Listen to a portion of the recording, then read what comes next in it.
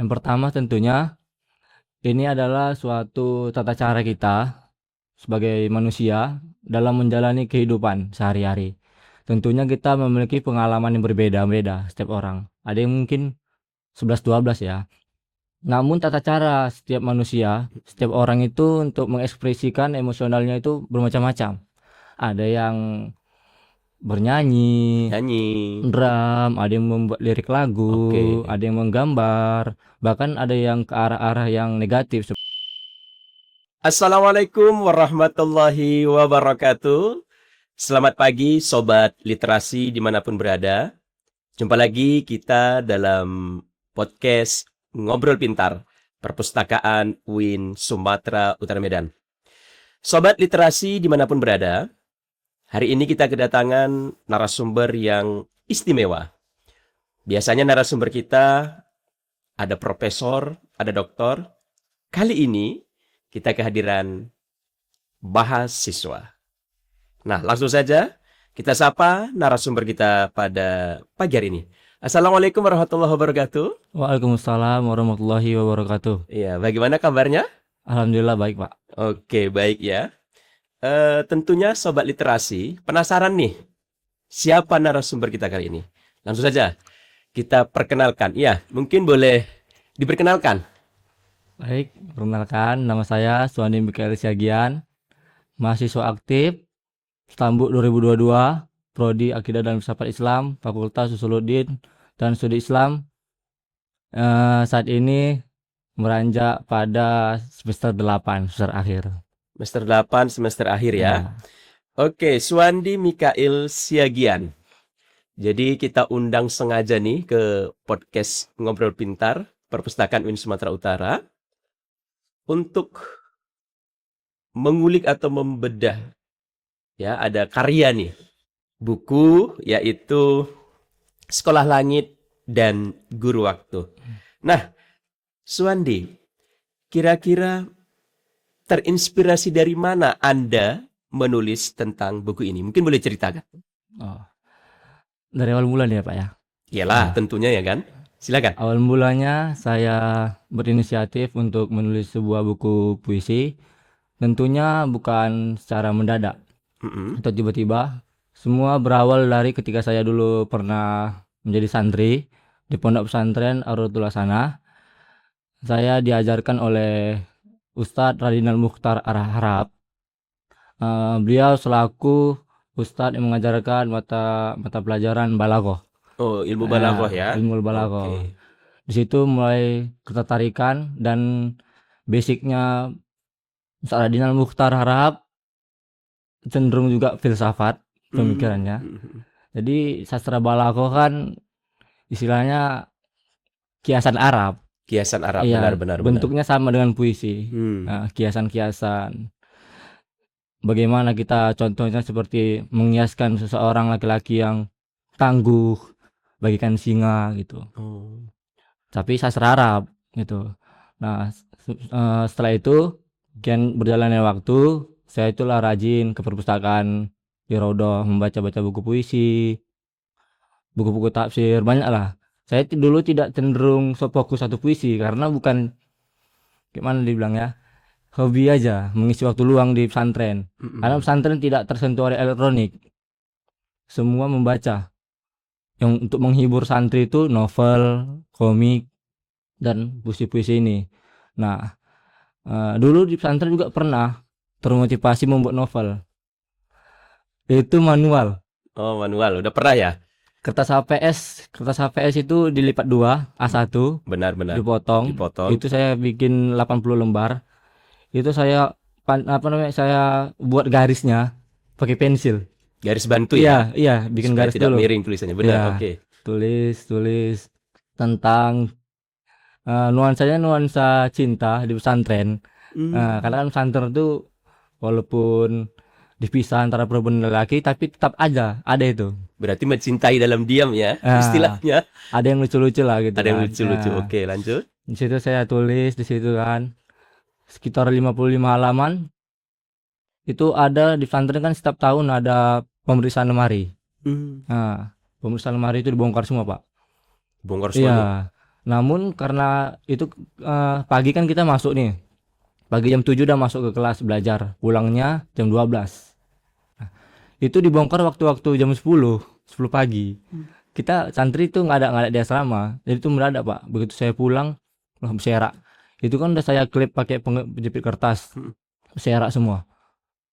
Di situ saya kesal gitu kan. Situlah kecewa mulai. Namanya sebuah novel itu tidak hafal mati itu sebagai penulis pun gitu. Susah karena kan kita udah menyusun kalimat-kalimatnya dengan per paragraf gitu kan, nuansa-nuansanya. Dari situ saya mulai berhenti, tapi tidak berhenti untuk membaca buku puisi, buku-buku fiksi lainnya gitu. Berhenti untuk menulis. Rasa saya capek kali, butuh effort menulis pakai pensil di buku itu kan. Kok sekarang kan alhamdulillah kalau pakai laptop cepat gitu kan. Oke. Itulah. Lambat laun masuklah saya ke UINSU, karena saya kebetulan nih dosen Metopel Dr. Heru, Ya. Dr. Heru Saputra. Jadi kebongkarnya MPMI. ya kan? Awal mula kan nggak pandai tuh ngetik. Ah, Pandai di pesantren ada, cuman kan tidak begitu mahir tentang Oke. pengeditan gitu kan. Di situ mulai termotivasi menulis makalah yang diajarkan, jurnal ya. Jadi termotivasi kembali untuk menulis gitu. Berarti sudah ada nih bibitnya dulu Ya, dari pesantren dengan ustadznya, ya. ada inspirasi, Mm. pernah menghasilkan ya ala-ala anak pesantren, ala-ala Ya. santri lah ya. Ya, santri. Di kertas, kemudian dijepit karena lain suatu hal ada pemeriksaan, ya stuck lagi. Iya, Kemudian masuk ke perguruan tinggi, jumpa dosen, lanjut lagi. iya, Berarti guru dan dosen lah yang mungkin yang bisa saya simpulkan dari Suwandi untuk apa ya, terinspirasi menulis buku ini. iya benar. Itu inspirasinya. Nah, apakah ada sosok yang digambarkan nih Sekolah Langit dan Guru Waktu dalam karakter dunia nyata nggak? Ada nggak? Ini kira-kira ada nggak orangnya nih dalam dunia nyata? Ini kan fiksi nih, Iya, karya fiksi. iya. Ada atau tidak sosoknya dalam dunia nyata? Kalau sosoknya tentu setiap judul tuh berbeda-beda maknanya. Iya. Nah, berlatar belakangan berbeda-beda. Ada memang muncul karena pikiran kita sedang kacau. Menulis. Sebenarnya ini kan tata cara mengekspresikan emosional manusia. Jadi kalau bicara tentang sosok di dalam puisi tentu banyak. Oke. Nah, banyak terlibat karena setiap judul itu berbeda-beda penyebabnya gitu. Berarti sosok ini ada tapi di balik layar lah ya. Iya, Sehingga dari sosok itu akan menginspirasi dari bagian dari buku Sekolah Langit dan Guru Waktu. Iya. Oh, begitu. Baik. Nah, lantas apa pesan yang ingin disampaikan dari buku Sekolah Langit dan Guru Waktu ini? Yang pertama tentunya ini adalah suatu tata cara kita sebagai manusia dalam menjalani kehidupan sehari-hari. Tentunya kita memiliki pengalaman yang berbeda-beda setiap orang. Ada yang mungkin 11-12 ya. Namun tata cara setiap manusia, setiap orang itu untuk mengekspresikan emosionalnya itu bermacam-macam. Ada yang bernyanyi, Nyanyi. drum, ada yang membuat lirik lagu, Oke. ada yang menggambar, bahkan ada yang ke arah-arah yang negatif seperti alkohol lah. Oh iya, Tuh. benar-benar. Pelampiasannya ke situ. Berarti ini satu, berarti ada, kalau tadi satu berarti banyak nih. Ya, Berarti satu adalah Anda ingin menyampaikan bahwasanya salah satu mengekspresikan diri banyak cara, ada yang menyanyi, ada yang menulis, dan segala macam. Berarti Anda termasuk salah satu yang ya. menulis. Menulis Nah, puisi. menulis puisi ya. Iya. Nah, yang kedua apa kira-kira? Tentunya susunan kosakata, bahasa-bahasa baku. Itu awal mulai puisi yang saya tulis itu bahasa umum. Baru setelah diperdalam bahasa sehari-hari lah, Pak. Barulah sehari-hari ya. baru kita saring lagi, kita cari lagi belajar kosakata yang kiasan. Disitulah ilmu balaghah dulu itu yang masuk di situ, pahamnya. Ilmu balaghah dan juga ditambah Anda kuliah di prodi Akidah dan filsafat filsafat. Islam. Berarti kurang lebih ada lah ini berbau-berbau filsafat ya. Ada satu judul tentang filsafat. Ai, Ada. penasaran nih, ada satu judul tentang Ada. ada filsafat. Nah, apa tuh judul yang tentang filsafat tuh? Boleh nggak Buka, diinformasikan? Silakan. Oke. Jadi Pak ya. Penasaran nih, sobat literasi ya kan, ada satu judul tentang filsafat. Ini. Di judul terakhir. Boleh dibacakan apa Di kira-kira? halaman 51. Ya. Agak panjang sedikit. Judulnya Hanya Orang Filsafat. Hanya orang filsafat. Wah, Ya. Sini saya mencantumkan ya tentang orang hukum fanatik aturan, orang hukum fanatik aturan. tenggelam dalam teks undang-undang. Keadilan masih hilang di persimpangan. Hukum kita jauh dari tujuan, yaitu keadilan. Lalu orang ekonomi fanatik teori. Angka jadi pujaan. Mereka bangga dengan hitung-hitungan, namun lupa wajah lapar di jalanan. Ekonomi kita masih jauh dari tujuan, yaitu kesejahteraan. Orang agama fanatik caranya, sibuk membela bentuk dan nama. Namun lidahnya melukai sama. Berteriak demi surga, menutup telinga pada derita manusia. Keberagaman kita masih jauh dari tujuan, yaitu kedamaian. Lanjut lagi, orang politik fanatik pendekatan politiknya. Sibuk berebut panggung dan kuasa. Sibuk membelah suara. Padahal rakyat rindu satu bendera. Politik kita masih jauh dari tujuan, yaitu persatuan. Nah, orang ilmiah fanatik teori. Metode dan data mereka bangga pada penemuan. Ilmu juga dipuja bagai cahaya. Namun lupa pada nurani manusia. Keilmuan kita masih jauh dari tujuan, yaitu keadaban. Orang seni fanatik pada bentuk, gaya dan nyanyian, mereka berkaya demi pujian. Indah rupa belum tentu menyejukkan, gemuruh nada justru melukai perasaan. Seni kita masih jauh dari tujuan, yaitu kesantuan. Nah, sini filsafatnya Pak. Orang filsafat fanatik kritis, membela kata, menyual makna. Ia tajam bagai pisau logika, merobek kabut prasangka. Kritik hanyalah jalan, sementara tujuan adalah hati yang lapang, jiwa yang matang. Dalam memeluk kebenaran, kecerdasan tak selalu sejalan dengan kebijaksanaan. Sekian. Iya, berarti itu perpaduan antara ilmu balaghah yang pernah Anda dapatkan dulu pada waktu mondok dan filsafat bahasa mungkin yang Anda dapatkan pada waktu perkuliahan. Pengertian filsafat dalam bentuk hiasan puisi. Wah, luar biasa sekali. Berarti itu ya, kurang lebih ada 2 pesan yang ingin disampaikan dari buku itu. Nah, Anda menulis buku ini tentunya kan tidak mudah nih ya. Ya. Ada hambatan dan rintangan.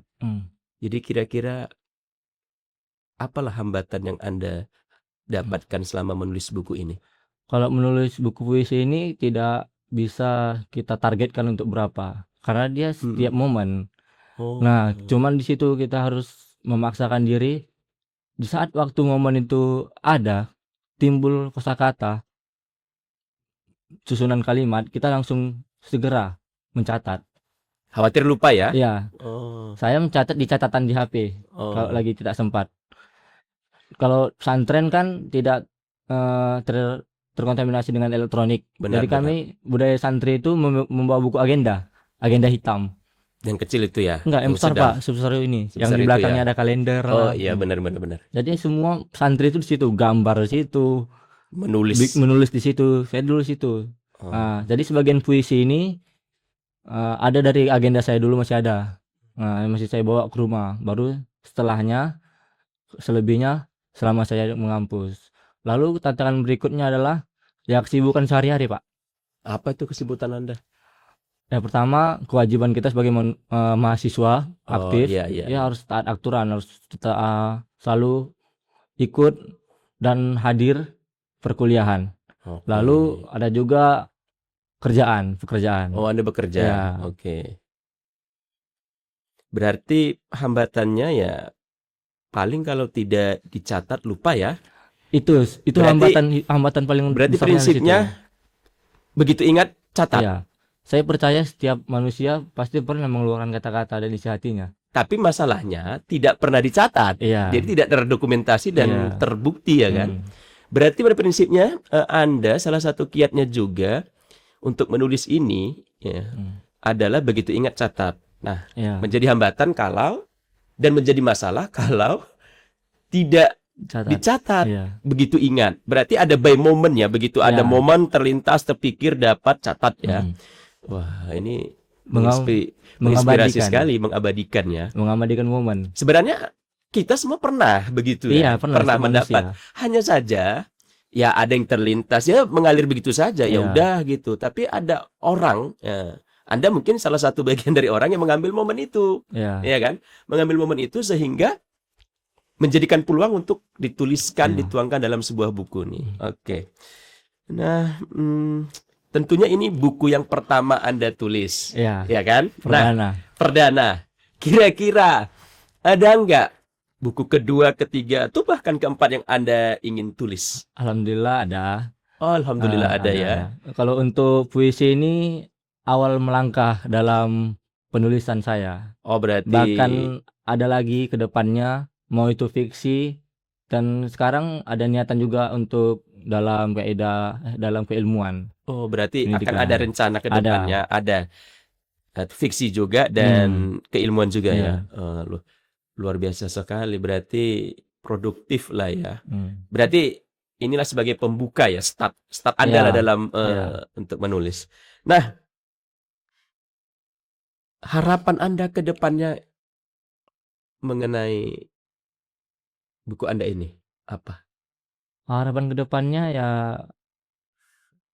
ini sebagai contoh tentunya Contoh. kepada teman-teman atau adik-adik, khususnya pada prodi Akidah dan Filsafat Islam.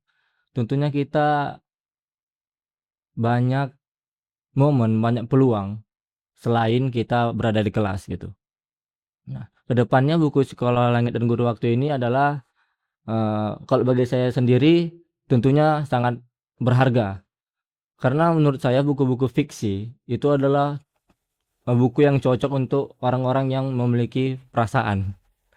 Orang-orang yang memiliki perasaan. Nah, itu gimana itu? Karena menilai Menarik nih. suatu makna itu harus menyentuh ke hati. Kalau kita baca sekedar Sekolah Langit dan Guru Waktu, ya udah gitu aja. Namun kayak kita mahasiswa filsafat pasti kan ada peribahasa, mendengar satu kata memahami dua makna. Oke. Nah, inilah Sekolah Langit dan Guru Waktu. Sekolah Langit itu apa? Dari judul aja kita bisa menjelaskan gitu. Dan satu lagi, ketika ini bisa jadi awal mula juga untuk adik-adik atau teman-teman di luar sana ingin menulis. Kita gimana dibilang ya, kita tidak bisa memulai menulis kalau kita tidak pernah mengalami rajin dalam membaca. Semua itu muncul semangat itu dari situ. Oh, berarti awal mulanya harus tetap membaca lah ya. Lalu hal yang dianggap tidak pernah diseriuskan oleh kebanyakan orang dalam buku fiksi adalah, contoh nih, tentang satu judul kita ambil gitu kan, kehidupan. Setelah membaca puisi yang dalam buku saya ini, contoh yang tadi tentang hanya orang filsafat, itu bakalan setiap manusia, setiap orang yang membaca pasti memiliki makna lain, timbul arti lain. Berarti mereka menginterpretasikannya sesuai dengan pahaman mereka ya. Ini contoh kan, punya saya, misalnya saya menulis 10 judul dan ada yang membaca, memang semangat untuk menulis.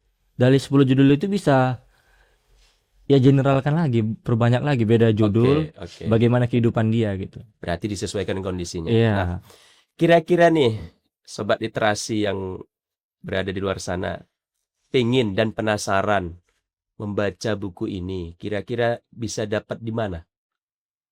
Atau sudah dikomersialkan atau bagaimana nih? Kalau komersialkan tidak pernah ada niat untuk komersialkan gitu. Jika teman-teman ingin membaca sebagai bentuk motivasi kan, atau kebanggaan sama mahasiswa, bisa menghubungi WA saya langsung saja. Boleh menghubungi. Jadi sobat literasi penasaran yang ingin membaca ini boleh menghubungi nomor dari Suwandi. Boleh dibacakan. Ya, nomor WhatsApp ya. Ya, silakan. 0821 0821 6217 6217 2232. 2232. Nah, sobat literasi, bagi Anda yang penasaran boleh dihubungi nomor WhatsApp lagi. Boleh diulang sekali lagi? 0821 0821 6217 6217 2232. 2232. Nah, kalau sudah dihubungi nanti akan diberitahu. Mungkin nanti ini bisa menjadi apa ya? Disumbangkan juga nih di Boleh, perpustakaan Winsu. boleh. Nah, jadi kalau memang belum sempat WA, sudah ada barangnya, bukunya di perpustakaan mungkin akan dilihat. Ya, Atau mungkin nanti kalau soft copy-nya mungkin bisa diberikan sama perpustakaan. boleh. Penasaran gitu kan. Ya, Karena memang Anda salah satu pelopor apa ya? Mahasiswa pelopor literasi gitu kan. Memang benar, menulis itu tidak terlepas dari literasi membaca. Nah, kalau sudah bisa membaca pasti ada inspirasi untuk menulis. Nah, oke. Masuk kita kepada segmen yang terakhir nih. ya Pak. Kalau tadi sudah berbagi pengalaman, cerita. Nah, sekarang kita masuk segmen jawab cepat. Jadi Oke. Jadi ini kita akan masuk segmen ya Sobat Literasi jawab cepat nih dari narasumber kita Suwandi selaku mahasiswa Fakultas Suludin dan Studi Islam UIN Sumatera Utara Program Studi Akidah dan Filsafat Islam. Jawab cepat ya. Oke, jawab cepat ya, kita mulai ya. Iya, Pak. Baik Suwandi. Penulis atau pegawai? Nulis. Baik. Nulis. Menyesal atau tidak? Tidak. Untung atau rugi? Untung. Kerja atau nikah? Kerja. Baik. Luar biasa. Nah, itu tadi jawaban jawab cepat cukup buat spot jantung ya. Iya. Karena Penulis tadi dan- penulis atau pegawai sempat Ya. sempat berperang nih dalam Ya. argumen Anda. Nah, terakhir Suwandi, kata-kata hari ini apa? Kata-kata hari ini literasi itu bukan literasi, relasi sih. Relasi ya. Relasi itu penting. Namun jika kita tidak memiliki kemampuan, hasilnya sama aja nol. Betul. Relasi itu penting jika tidak memiliki kemampuan sama aja dengan nol. Itulah sobat literasi dimanapun berada. Jadi hari ini kita sudah mendapatkan inspirasi bahwasanya mudah sebenarnya menciptakan peluang, tergantung kitanya saja. Jadi peluang itu tercipta mudah, cukup hanya dimulai dengan membaca dan dicatat. Ya. Begitu ya? Ya. Hal kecil. Hal kecil ya, sesimpel itu ya. Ternyata menciptakan peluang sesimpel itu Catat sehingga aja dulu banyak. iya, sehingga nanti menjadikan karya yang Ya. luar biasa. Baik sobat literasi dimanapun berada, waktu kita sudah di penghujung acara. Dan terima kasih diucapkan kepada Suwandi Mikail Siagian Ya, Pak. atas waktu dan atensi Anda dalam acara podcast Ngobrol Pintar Perpustakaan UIN Sumatera Utara Medan. Semoga menginspirasi dan menambah muatan literasi bagi kita semua. Semangat. Semangatnya, dan terima kasih atas kehadirannya. Di lain waktu kita jumpa lagi. Saya Heru Syahputra selaku host pada hari ini. Saya Suwandi Mikael Siagian selaku narasumber. Baik, terima kasih. Pamit undur diri dari Sobat Literasi dimanapun berada. Demikian saja. Wallahul muwaffiq ila aqwamit thoriq. Wassalamualaikum warahmatullahi wabarakatuh.